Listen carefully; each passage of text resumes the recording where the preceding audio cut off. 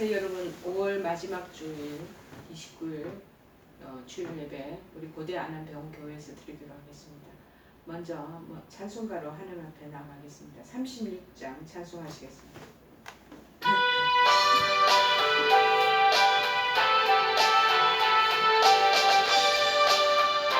지구 위에 거하는 온 세상 사람들 그 크신 위엄 높여서 만유의 주 찬양 그 크신 위엄 높여서 만유의 주 찬양 주 믿는 성도 다 함께 주 앞에 엎드려 무궁한 노래 불러서 만유의 주 찬양 무궁한 노래 불러서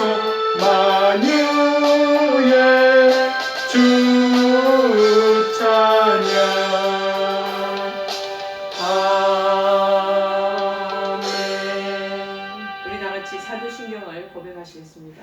전능하사 천지를 만드신 하나님 아버지를 내가 믿사오며 그 외아들 우리 주 예수 그리스도를 믿사오니 이는 성령으로 잉태하사 동정녀 마리아에게 나시고 본디오 빌라도에게 고난을 받으사 십자가에 못 박혀 죽으시고 장사한 지 사흘 만에 죽은 자 가운데서 다시 살아나시며 하늘에 오르사 전능하신 하나님 우편에 앉아 계시다가 저리로서 산 자와 죽은 자를 심판하러 오시리라.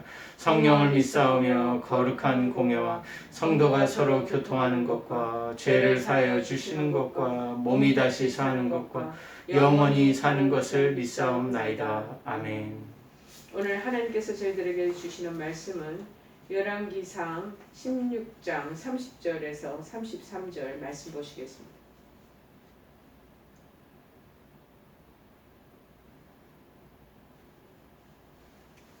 (544쪽) 구약성경에 열왕기상 16장 30절에서 33절 말씀을 보시겠습니다. 다 찾으신 줄 알고 제가 봉독하게 했습니다. 544쪽에 있습니다. 오므리의 아들 아합이 그의 이전의 모든 사람보다 여호와 보시기에 악을 더욱 행하여 느밧의 아들 여로보암의 죄를 따라 행하는 것을 오히려 가볍게 여기며 시돈 사람의 왕 바알의 딸 이세벨을 아내로 삼고 가서 바알을 섬겨 예배하고 사마리아에 건축한 바알의 신전 안에 바알을 위하여 제단을 쌓으며 또 아세라 성을 만들었으니 그는 그 이전에 이스라엘의 모든 왕보다 심히 이스라엘 하나님 여호와를 노하시게 하였더라. 아멘. 믿음의 임계점이라는 말씀의 제목으로 나가겠습니다. 믿음의 임계점이라는 말씀의 제목입니다. 여러분, 임계점이 무엇인가 찾아보니 씨앗이 발화를 해서 꽃을 피우려면 적절한 발화 온도에 도달해야 한다고 그렇게 말합니다. 식물의 경우는 발화 온도가 15도 정도가 되어야 된다는 것이죠. 그래서 너무 추워도 안 되고 너무 날씨가 더워도 꽃이 피우지를 못한다는 것이죠. 그러나 이 적정 온도가 굉장히 중요한 것 같아요. 딱 15도가 되어야 비로소 발화가 일어나고 마침내 꽃이 피어난다고 말하는 것입니다. 그래서 우리는 임계점, 티핑 포인트다 이렇게 얘기를 하죠. 오래전만 해도 우리나라에 지금 미국과 일본의 정상회담을 앞두고 있을 때 북한에서도 동해안 쪽으로 핵미사일 한2 개를 그렇게 발표를 했더라고요. 그래서 북한의 핵에 대한 그 도전이 수시로 이렇게 잡고 있다 보니 우리나라와 또 세계 전체를 공포로 불안에 떨게 하고 있습니다. 요즘은 그 핵도 비핵화하려는 시점에 있고 그런데 핵 연료에도 임계점이 있다고 얘기를 들었습니다. 과학자들에 의하면요, 핵 연료봉에는 7개의 수소봉이 들어간다고 얘기를 하죠. 그런데 수소봉이 5개나 6개가 들어갈 때까지도 아무런 반응이 없다가 마지막 7번째 수소봉을 집어넣어야 그 순간에 융합이 막 일어나고, 그래서 핵 폭발이 이루어져 많은 에너지를 얻을 수 있게 된다라고 말하고 있습니다. 그러면 물이 어느 점 거기에 온도는 0도라는 거예요. 물이 겨울에 보면은 강변이나 그다음 우리 집에도 바깥에 실외에도 뭐 컵 있는데 이렇게 보면 물이 꽁꽁 어는 게 있잖아. 그 물이 어느 그 임계점이 0도라는 거예요. 그러면 반대로 물을 끌어올리는 그 끓는 점은 한 100도 그 안에서 딱 임계점에 도달해야지 물이 바글바글 이제 끓기 시작하죠. 그런 변하는 한계 상태에 이르는 점을 우리가 임계점이다라고 얘기를 하죠. 우리가 이제 부엌에서 주전자에 옛날에 커피 포트에 그 주전자에도 올려놓고, 요즘은 이제 전기 포트로 많이 하는데 그렇게 물을 끓일 때도 똑같은 100도 이상이 되어야 되죠. 냄비에 물을 넣고 60도나 또는 90도 혹은 드디어 한 99도에 이른다고 해도 전혀 변화가 안 나타난대요. 그런데 마지막 1도가 99도에서 오르고 정확하게 100도가 딱 그 지점이 되어서 비로소 물이 이제 보글보글 끓기 시작하고 액체가 기체로 그렇게 변화가 일어난다고 합니다. 그리고 수증기를 막 뿜어내면서 뚜껑이 이제 냄비 뚜껑이 들쑥들쑥 하는 그런 들쩍거리는 소리를 우리가 듣게 되고 보기도 하고, 수증기를 막 뿜어져서 그렇게 내면에서 이제 그런 그래서 끓는다는 것을 우리가 느낄 수 있지 않습니까? 어떤 분야에 성공했던 많은 성공 분야의 고수들을 보면 그들도 보면 임계점을 넘었다는 것을 알 수가 있다고 말합니다. 그들에게 선두그룹을 능가하는 자리에 영광이 주어지잖아요. 근데 99도까지는 누구든지 노력하면 다 이룰 수가 있다는 거예요. 자, 믿음의 여부와 관계없이 부자가 되기도 하고 어느 정도 성공을 이루기도 한다는 거예요. 인간의 노력으로 여기까지는 할 수 있다라는 거예요. 그러나 마지막 1도를 넘기 위해서 우리는 하나님의 도우심을 구해야 한다는 것입니다. 마지막 1도는 하나님께서 문을 열어주셔야지만. 그래서 제가 생각할 때 99도 정도에 이르길 때까지 인간의 노력과 힘과 그 가능성과 능력과 이런 것들이 총동원되어야 되지만, 마지막 1도의 이 최정점에 이르기까지는 하나님께서 문을 열어주셔야만 도달할 수 있지 않겠나 라는 생각이 듭니다. 그래서 마지막 1도를 넘으면 이제 임계점이 되는 것이죠. 그 임계점을 넘는 때, 그때가 바로 주님이 주시는 풀림의 때, 응답의 때임을 알기 위해서는 그래서 믿음의 원리를 우리가 깨달아야 되지 않겠나 그런 마음이 듭니다. 근데 반대로 오늘 본문에 나오는 것처럼 악의 그 하나님의 역사하시는 그 순간에 그 악이 차오르는 이 하나님이 참고 기다리시는 것도 그 목표 지점이 또 있으신 것 같아요. 그런데 그 악이 차여서 마침내 하나님 도저히 참을 수 없는 마지막 그 한도에 이르면 그때 하나님의 놀라우신 그 노하심이 임하는 것이, 징벌이 임하는 게 아닌가 그런 마음이 드는 거죠. 아합 시대에 이스라엘에 이 닥쳤던 가뭄은 수시로 하나님 가뭄을 주시는데 다 이 죄 때문이라는 거예요. 성경은 다음과 같이 기록하고 있습니다. 오늘 본문의 말씀처럼 오므리의 아들 아합이 그 이전의 사람보다 여호와 보시기에 악을 더욱 행했다는 것. 그 이전에도 계속 악을 행해왔어요. 근데 더욱 행하여 오는 거죠. 그래서 마침내는 옛 바알의 딸 이세벨을 아내로 삼고 드디어는 바알을 섬기기 시작하는 거. 그래서 예배를 하고 제단을 쌓고 또 아세라상 동상까지도 만들었어. 그래서 이전에 이스라엘의 모든 왕보다 심히 이스라엘 하나님 여호와의 그 분노를 노를 참도록 하는 그 한계점을 그거를 넘게 되는 그러한 일에 도달했다라는 것을 말씀하고 있습니다.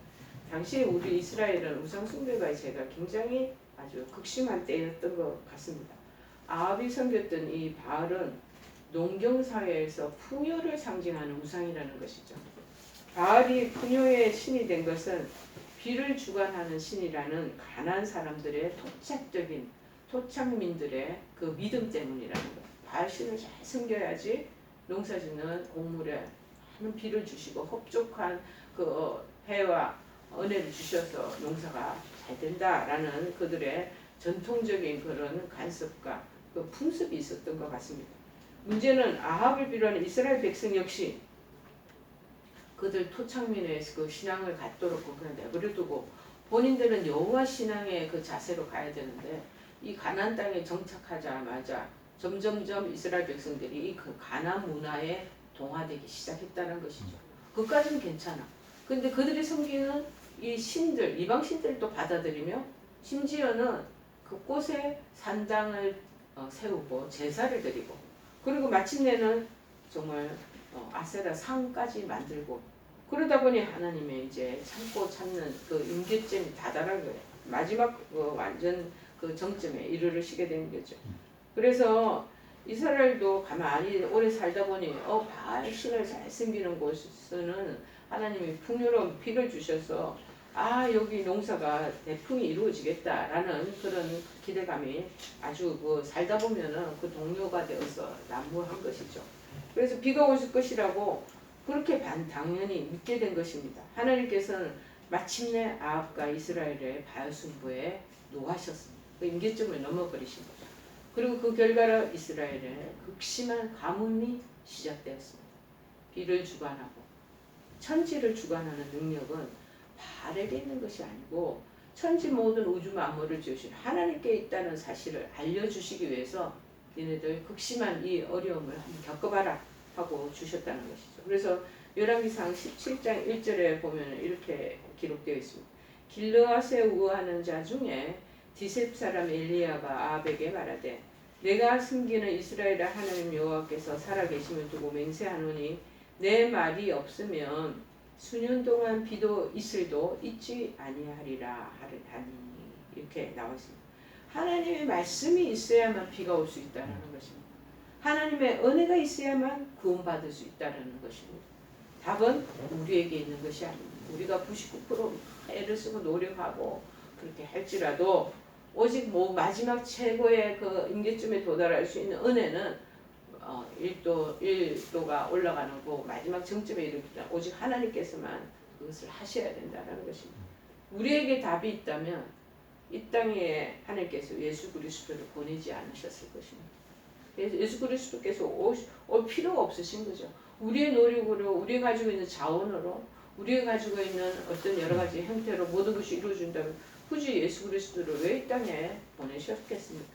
자, 이것을 알아야지 우리가 믿음의 정말 임계점을 넘을 수가 있다는 것입니다. 그러기 위해 우리는 끝까지 하나님을 신뢰하는 것이 중요하겠습니다. 이스라엘에 그러면 비가 오지 않았던 이유는 뭡니까? 여러분이 다 아시는 것처럼 하나님을 배신했기 때문이라는 것입니다. 이스라엘에 비를 내리게 하기 위해서는 우상 숭배를 끊어야 되는 거예요. 우상 숭배를 끊고 엘리야의 이름처럼 나의 하나님은 여호와시다 라고 고백하는 그러한 신앙적인 고백과 정말 여호와 신앙적인 중심으로 돌아가야 되는 거죠. 인생의 답이 이 말은 무슨 말이냐? 하나님께 있다는 사실을 인정하는 것과 같다는 거죠. 이 과정이 필요한 것입니다. 물론 이 과정이 쉽지만은 않습니다. 당시 왜 그러냐면 정세를 보면요. 왕과 왕비는 바알과 아세라 신을 공식적으로 잘 후원하기 시작했습니다. 물론 모든 백성들에게 또 우상을 강요하던 시절이었습니다. 그런데 우상을 없애려면 어떻게 되겠습니까? 기존 정권에 그 반대를 해야 되죠.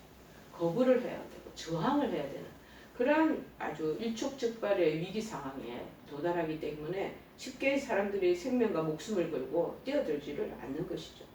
실제로 정말 많은 선지자가 이세벨의 손에 의해서 죽게 됩니다. 왜? 반대하니까. 이는 선지자들이 백성들에게 암암리에 파고 들어가서 바알과 아세라를 섬기면 안 된다라고 홍보하고 그렇게 또 그들을 권면하고 저지하고 그러지 않았겠습니까? 바알과 아세라를 그 당시에 섬기지 않는다라는 것은 당시 사회에서 어찌 보면 죽음을 의미하는 것과 똑같다라는 것입니다. 이런 사회적인 분위기가 팽배한데 이 속에서 백성이 하나님 섬길까 아니면 바알을 섬길까 마음이 왔다 갔다 갈팡질팡 하는 것은 너무나 당연한 일이 아닌가 그런 마음이 듭니다. 하지만 비를 내리시는 분은 당연히 바알이 아니라 하나님이시기 때문에 하나님께서는 이스라엘 백성이 하나님만 섬기겠다고 고백하게 하셨고, 그래서 마침내 엘리야는 갈멜산 전투에서 바알 선지자 450명과 아세라 선지자 400명 합의 850명을 다 죽이게 됩니다. 그래서 열왕기상 18장 39절 40절에 말하죠. 모든 백성이 보고 엎드려 말하되 여호와 그는 하나님이시로다. 여호와 그는 하나님이시로다 하니 엘리야가 그들에게 이르되 바알의 선지자를 잡되 그들 중 하나도 도망하지 못하게 하라 하매 곧 그들을 체포하고 잡습니다.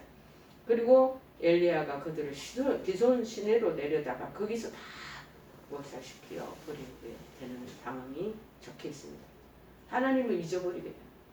그리고 죄에 빠졌던 이스라엘 백성이 다시 마음을 돌이켜서 하나님을 섬길 것을 고백하고 그들의 삶에 우상을 제거했을 때 하나님이 마침내 응답해 주신다는 것입니다. 그래서 엘리야가 아합에게 이르되 올라가서 먹고 마시소서 큰 빗소리가 있나이다 하고 마침내 18장 열왕기상 18장 41절에 고백하는 부분이 나오지 않겠습니까? 엘리야는 마침내 우상 숭배로 인해서 내려진 하나님의 진노의 그 재해, 이 가뭄이 3년 6개월 동안 있었던 그것을 전부 다 이 바알 선지자들과 아세라 선지자들 850명을 죽이면서 그 이후에 땅 위에 큰 비 소리가 들린다고 외치게 됩니다. 그러면 그들의 가뭄에 있던 모든 그 어려움들이 다 해결되는, 기도가 응답되는 것을 맛보게 되는 것입니다. 이스라엘 백성의 그 우상을 제거하고 말씀에 순종하는 일이 바로 풀림의 임계점이었다라는 것을 우리가 알 수가 있습니다. 여러분, 신약에 보면 예루살렘에서 소경을 맞는 예수님께서는 희한한 일을 하십니다. 진흙에 침을 뱉어서 반죽을 한 뒤 소경의 눈에 딱 바르시고는 그에게 실로암 못에 가서 씻으라고 또 명령을 하십니다. 예루살렘 성전에서 그 당시 실로암 못으로 가려면 다윗은 문을 통과하고 작은 골짜기를 하나 지나야 한다는 것입니다. 근데 이 골짜기가 흰놈의 아들 골짜기다 그렇게 명명했다고 얘기합니다. 요시아의 종교개혁 이전에 이방신 몰록에게 어린아이들을 생채로 아이들을 바치는 일들의 제사가 행해지게 되었습니다. 그 아이들이 몰록 신전에 끌려갈 때 그 아이 엄마와 부모들이 통곡하고 지인들이 울고불고 하며 그렇게 대성 울음을 바다를 이루었던 것이 그 골짜기라는 거예요. 그래서 이 골짜기의 이후가 이제 몰록 이방신 몰록의 그 제사 제도가 다 이제 흐트러지고 난 뒤에는 쓰레기를 소각하고 동물의 죽음이나 범죄자들의 시체를 태우는 장소로 나중에는 그것이 이렇게 활용되었다고 합니다. 그래서 이 사망의 엄침한 골짜기 같아서 사람들에게 그것이 지옥이라고 그렇게 불려졌다는 것입니다. 주님의 말씀에 우리가 순종하기 위해서는 소경은 이 사망의 골짜기를 건너야만 했습니다. 지옥과도 같은 그런 골짜기 가고 싶은 마음이 어떻게 나겠습니까? 지금도 제가 상상을 해보면 어시시하고 그 옛날부터 죽음의 그 그림자가 드리워져 있고 각종 보이지 않는 그런 그 귀신과 같은 것들이 거기에 산재되어 있지 않겠습니까? 동물 시체 죽은 거, 범죄자들의 시체를 태우는, 쉽게 말하면 어찌 보면은 거기가 마치 하잔트와 같은 것, 그것이 아니었겠나가 그런 마음이 듭니다. 그런데 그 골짜기를 통과하는데 보통 사람들도 그 골짜기를 우회해서 그렇게 돌아서 산길을 건너가고 그랬다는 것이죠. 눈이 보이지 않는 사람도 이곳으로 가는 것은 쉽지 않은 것입니다.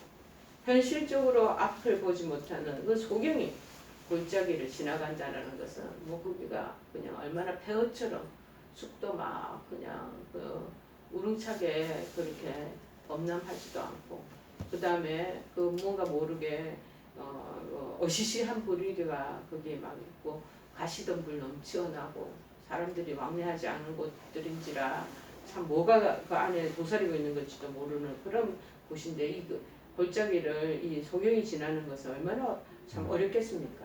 그러나 이 소경은 끝내 실로암 못에 갔다라는 거예요. 어렵고 힘들어도 가는 것이 믿음이라는 거예요. 실로암못까지 가라는 것이 주님의 말씀이었기 때문에 중간에 이 다윗의 문도 통과하고 작은 골짜기인 이 흰놈의 아들 골짜기, 지옥과 같은 이 사망의 골짜기 이라 할지라도 결국 건너야만 했던 것입니다. 자신의 처지나 상황보다 하나님이 말씀하셨기 때문에 그 말씀의 중요성을 깨닫고 그는 이 소경을 순종을 하게 됩니다.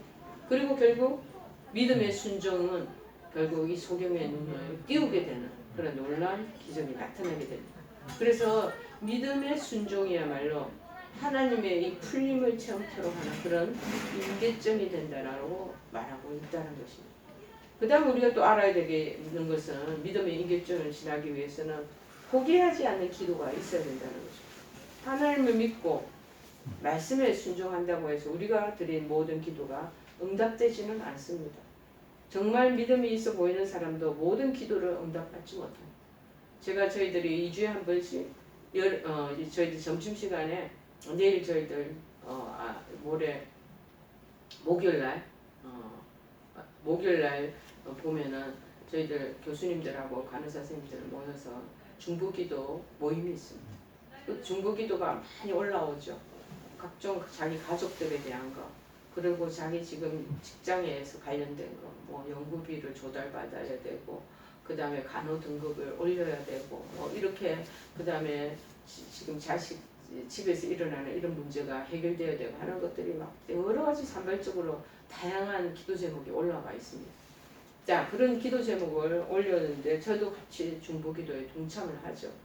그런데 그 기도에 응답받는 기도가 있는 반면에 응답되지 않는 기도가 또 있다는 것을 발견하면서 제가 참 마음이 아프기만 합니다. 그런데 기도 응답은 쉽게 얘기하면 제가 열심히 중보기도하고 그분들도 또 개인적으로 얼마나 기도하시겠습니까?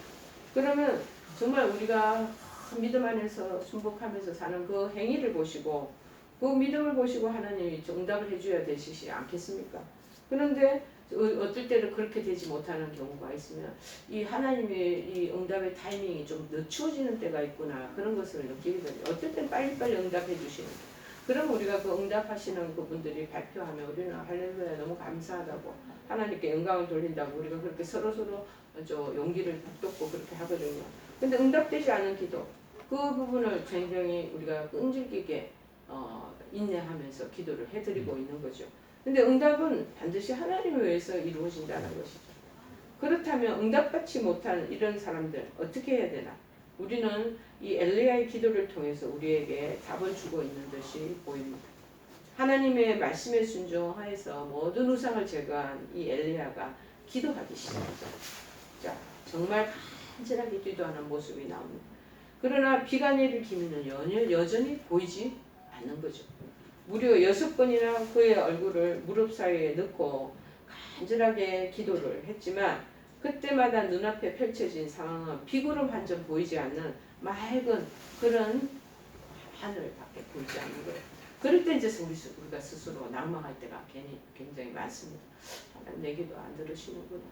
이거 언제 응답될 조짐이 없구나. 그래서 이때 마음이 많이 처져 있고 지금 응답되지 않은 기도 상황에 있는 그런 우리 교수님들 몇 분 계셔서 그럴 때마다 저도 마음에 시험에 들지 않으시면 좋겠다라는 마음으로 또 계속 기도에 불을 지피고 있죠. 맑은 기도하면 좋은 그 구름이 떠오르는 거에 비구름이 모여들고 이런 것들 징조로 봐야 되는데 무려 6번이나 얼굴을 무릎 사이에 넣었다는 것은 얼마나 간절하게 처절하게 절박하게 기도했다라는 그런 모습이거든요. 그럴 때도 아주 태양이 쨍쨍 내리치는 그런 하늘만 보인다는 거죠. 마치 나만 장군이 이 나병을 고치기 위해서 요단강에 6번이나 몸을 씻었죠. 그런데 전혀 나아지는 기미가 안 보이는 거예요. 그런데 이스라엘 가뭄도 마찬가지로 이렇게 간절하게 6번이나 기도했다는 것은 뭐 날마다 6번을 기도했는지 어쩐지 저는 시기가 이렇게 6번을 정도로 그러니까 그 간절하게 99% 도달하도록 그렇게 했다라는 그런 말씀의 해석으로 받아들이고 싶습니다. 그러나 엘리야가 포기하지 않는 거죠. 조각 비구름이 보일 때까지 마찬가지로 동일한 자세, 무릎 사이에 얼굴 넣으며 기도하고 또 기도했다는 것입니다. 그런데 포기하지 않고 마지막으로 올린 기도가 7번째가 되었을 때에야 비로소 이스라엘 하늘에 구름이 조각구름이 나타나기 시작한 거죠. 이스라엘이 애타게 기다리고 소망하던 그때 큰 비가 막 쏟아지기 시작한 것입니다. 엘리야는 하나님이 응답해 주실 때까지 기도하는 그 자세나 그 마음을 포기하지 않았다는 것이 우리에게 큰 배움이 되는 것입니다. 그리고 마침내 하나님의 은혜를 체험하게 된 것입니다. 야고보서 5장 17절에 18절에도 이렇게 나와 있습니다. 엘리야는 우리와 성정이 같은 사람이로되 그가 비가 오지 않기를 간절히 기도한 적 3년 6개월 동안 땅에 비가 오지 아니하고 다시 기도하니 하늘이 비를 주고 땅이 열매를 맺었느니라. 그의 간절한 기도가 하늘에서 비를 내리게 하고 땅이 열매 맺도록 한 것입니다.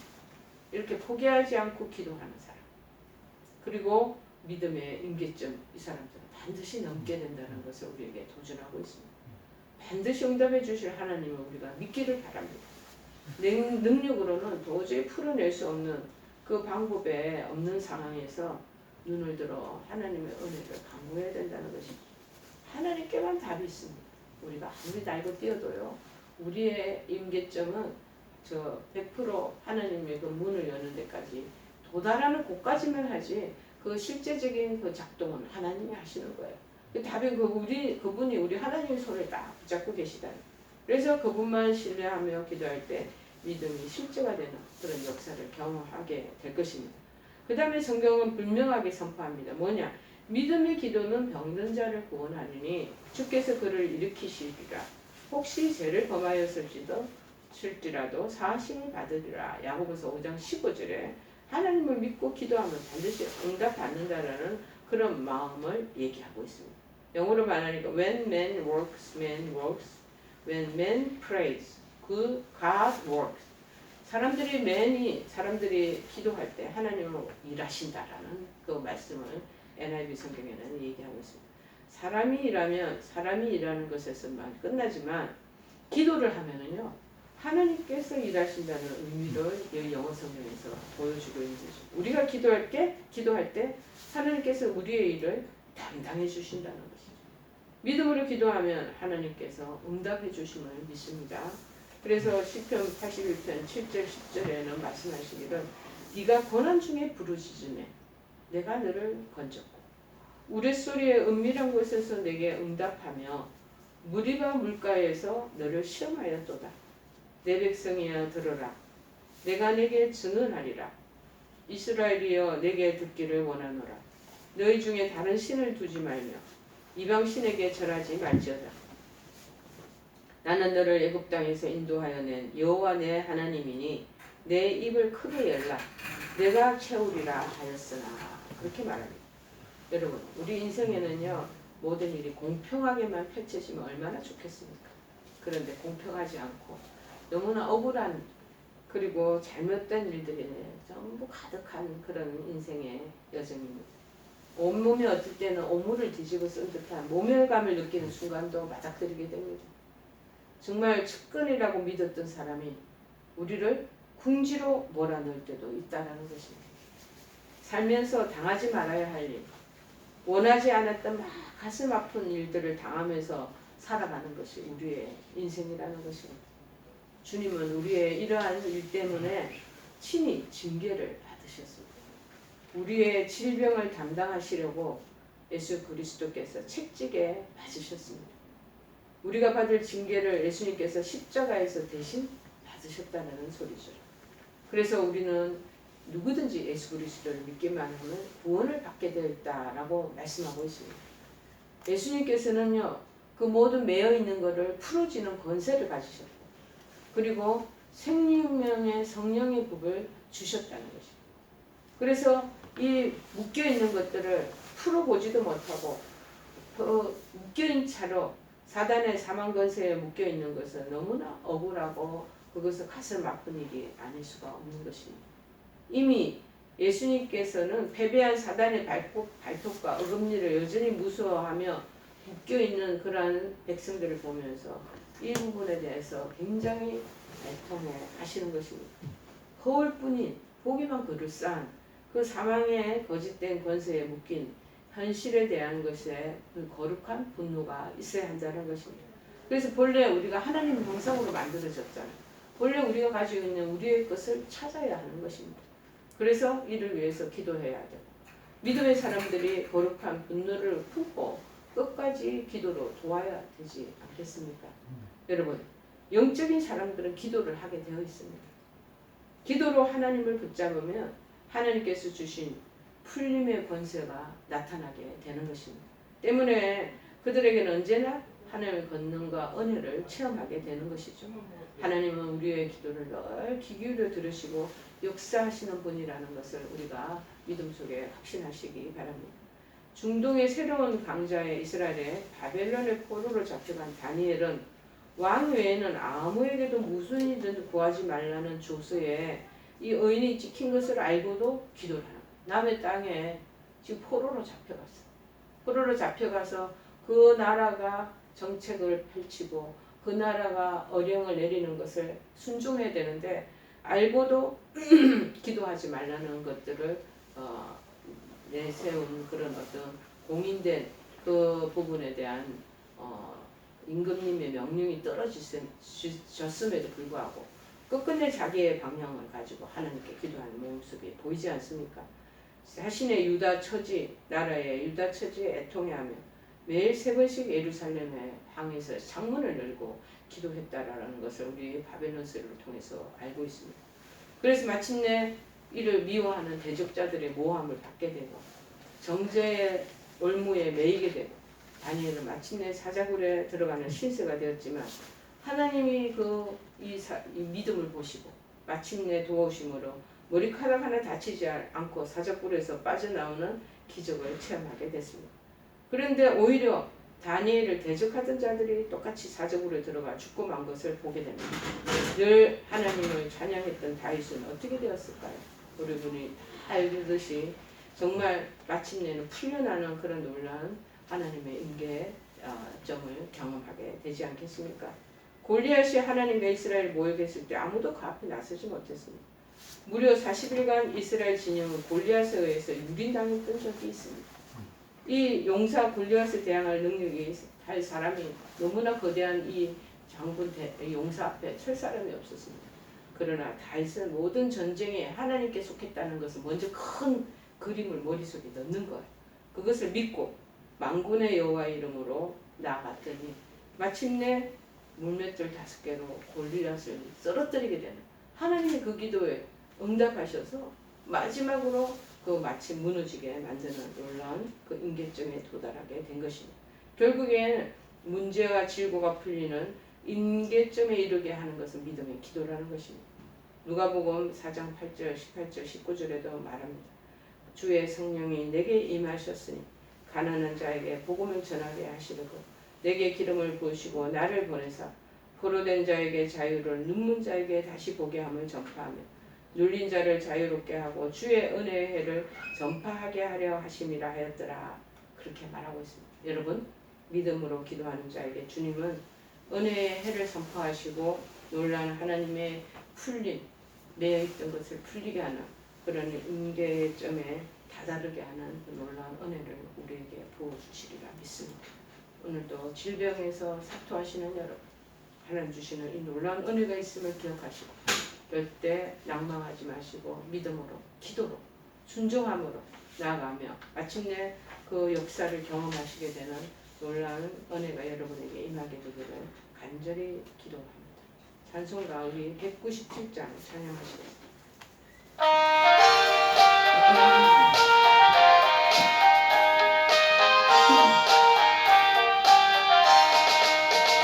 은혜가 풍성한 하나님은 믿는 자 한 사람 한 사람 어제도 오늘도 언제든지 편찮고 보호해 주시네.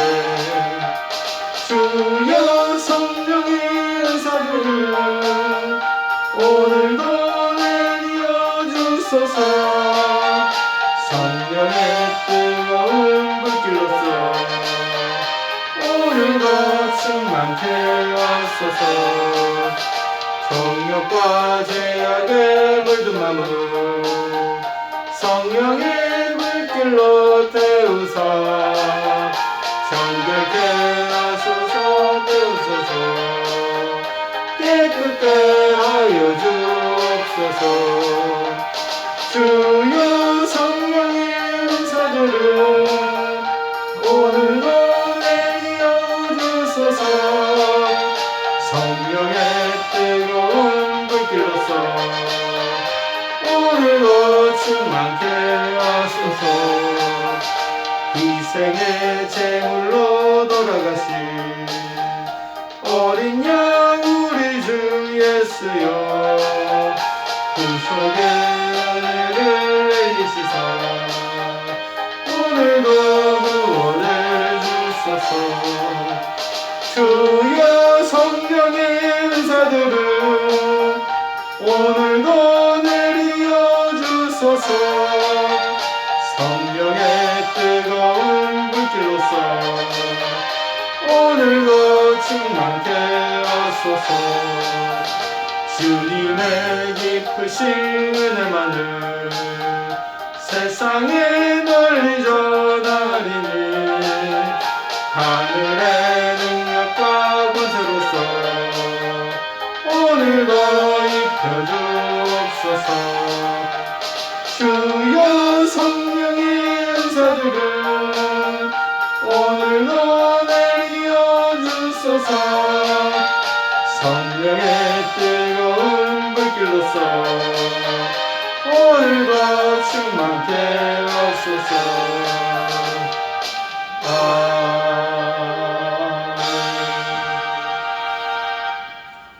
씨앗이 바라에서 꽃을 피우려면 적절한 바라 온도에 도달해야 하고, 마침내 그 적정 온도가 되었을 때 바라가 일어나고 꽃이 피어되게 되는 바라점, 임계점, 우리에게 또한 믿음으로 하는 적용토록 하시니 고맙고 감사합니다. 99%는 우리의 인간의 노력과 최선을 다한 그런 하나님 아버지와 진실로 나타나지만, 하나님께서 천국의 문을 여시고 그 임계점에 도달할 때마다 기적이 일어나게 되고, 그 반대로 나가는 자에게는 진노가 나타나게 되는 것을 저희들은 깨닫습니다. 하나님, 저희들에게 은혜를 주셔서 기도에 하나님 앞에 또 순종함으로 하나님의 그 은혜를 간구하고 기대하며 나아갈 수 있는 믿음의 권속들이 다 될 수 있도록 역사하여 주시옵소서. 지금은 우리 주 예수 그리스도의 크신 은혜와 하나님 아버지의 지극하신 사랑하심과 성령님의 교통역사 충만하신 은총, 하나님의 놀라우신 그 은혜를 바라보고 임계점에 도달하기 위해서 참으로 하나님께 간구하며 기도하기를 결심하는 사랑하는 모든 한우들과 그 가족들과, 그리고 이 영상을 본 모든 권속들 머리머리 위에 지금부터 영원토록 함께 하옵시기만을 간절히 기도하옵나이다. 아멘.